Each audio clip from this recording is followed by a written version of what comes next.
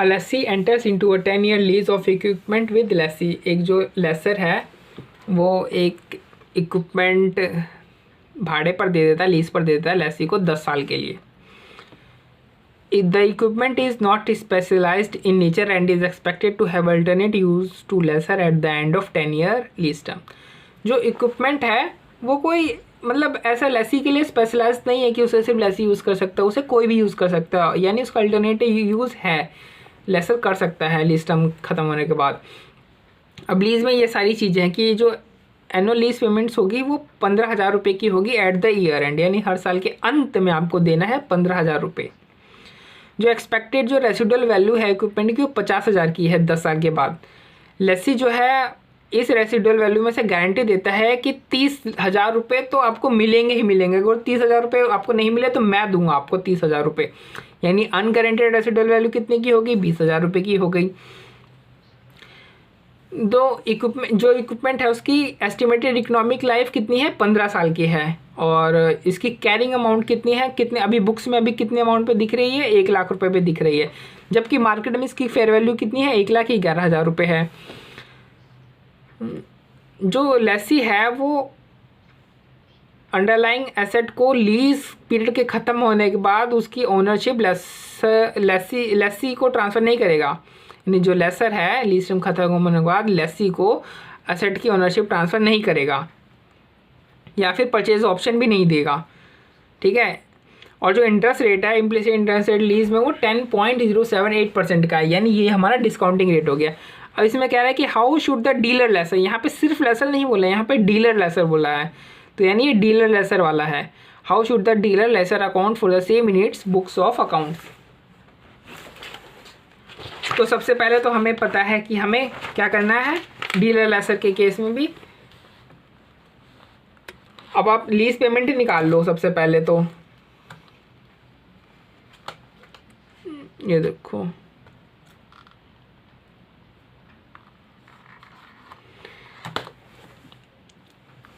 Asset के Inception पे asset की फेयर वैल्यू कितनी है, 1,11,000 रुपये है।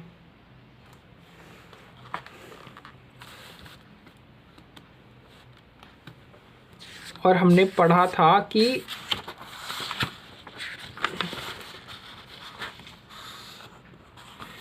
जो लीज पेमेंट्स का जो पीवी है, अगर वो इंसेप्शन डेट पे जो एसेट की जो फेयर वैल्यू उसका 90% उससे ज़्यादा हो जाता है तो उसे हम फाइनेंस लीज मान लेते हैं।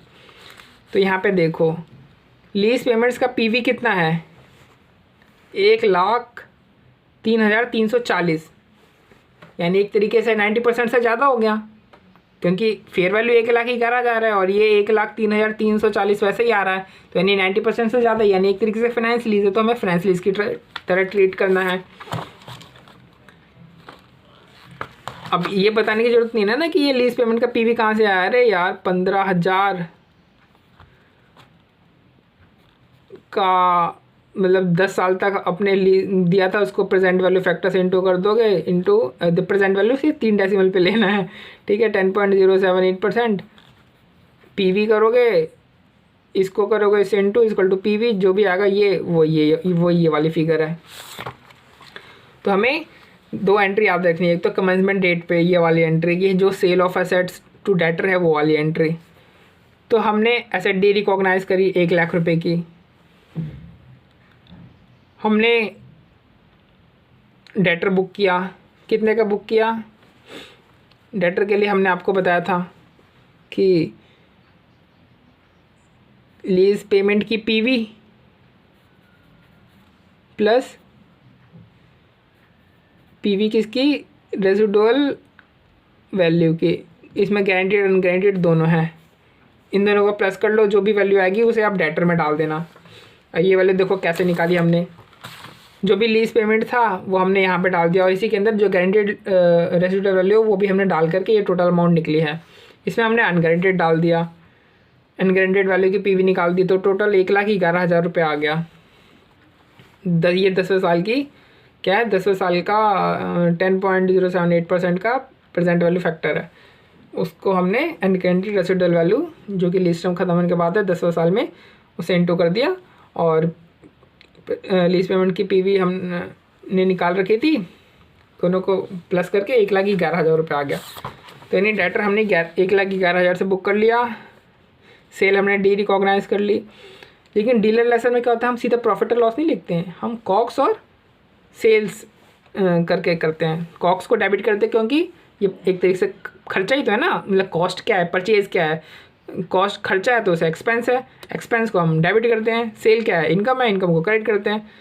तो अब कॉक्स में कौन सी चीज़ आती है, कॉक्स में आती है सेल ऑफ एसेट की जो कैरिंग वैल्यू है वो, उसमें से लेस कर देंगे हम अनगारंटेड रेसिडुअल वैल्यू का पीवी।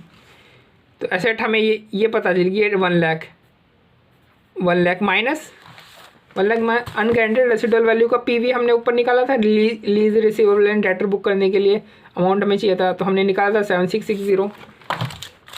तो अनगारंटेड रेसिडुअल वैल्यू का पीवी माइनस कर दो कैरिंग अमाउंट में से 7660, ये हमारा कॉक्स आ जाएगा 92,340।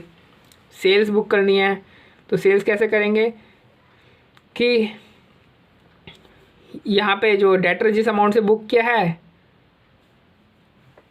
1,11,000, उसमें से हम वही फिर से माइनस कर दो पीवी ऑफ अनगारंटेड रेसिडुअल अर्निंग 7660, ये आंसर आ जाएगी। ठीक है, उसके बाद हमें क्या होता है, जो डेटर है इसके ऊपर हम इससे इनकम कमाएंगे। ठीक है, अब लेकिन उसके लिए हमें फिनेंस अमोर्टाइजेशन टेबल चाहिए होता है। तो ये हमारी अमोर्टाइजेशन टेबल है। अमोर्टाइजेशन टेबल का ओपनिंग बैलेंस कैसे आता है, आपको पता ही ओपनिंग बैलेंस कैसे आता है। जो भी डेटर होता है, जिस अमाउंट में हम डेटर को बुक करेंगे वही हमारा अमोर्टाइजेशन टेबल का ओपनिंग बैलेंस बन जाएगा, क्योंकि फिर डेटर की वैल्यू पर ही तो आप फिर इंटरेस्ट इनकम जोड़ोगे ना। तो देखो डेटर की इनकम वैल्यू ये रही, अब इसके ऊपर आप इंटरेस्ट इनकम जोड़ रहे हो। तो ये देखो इसको प्लस किया, इतना इंस्टॉलमेंट रिसीव हो गया, तो क्लोजिंग वैल्यू से इतना बच गया। अब ये ही पहली ईयर की जो एंट्री है यही ईयर एंड पे आप करो कि इतने से तो पहले डेटर बढ़ा लो, फिर इतना अमाउंट आ जाएगा तो इतने अमाउंट से डेटर डिक्रीज़ कर दो। ये देखो इतने इंटरेस्ट के अमाउंट से आपने डेटर बढ़ा दिया, फिर जो इंस्टॉलमेंट जो लीज पेमेंट है उस उतने अमाउंट से फिर आपको मिल गया, तो आपने जो है डेटर डिक्रीज़ कर दिया, क्रेडिट कर दिया डेटर को। पहले आपकी इनकम अक्रू हुई, इतनी अक्रू होगी तो आपका जो है डेटर बढ़ गया, क्योंकि आपने उसके ऊपर इंटरेस्ट इनकम कैलकुलेट कर दिया। फिर जो लेसी है उसने आपको फिर लीज पेमेंट कर दी, तो अब भाई डेटर का बैलेंस, अब डेटर ने आपको पैसे दिए हैं तो आपका जो डेटर का बैलेंस हो तो कम होगा ना। तो आपका 15,000 रुपये से कम हो गया, क्योंकि 15,000 क्या आपकी लीज पेमेंट है, तो हर साल जो लेसी आपको 15,000 रुपये की पेमेंट करेगा, तो आपको 15,000 की करी तो आपका जो डेटर का बैलेंस है वो कम हो गया। बस ये है सिंपल सा, उसमें और कुछ भी नहीं है।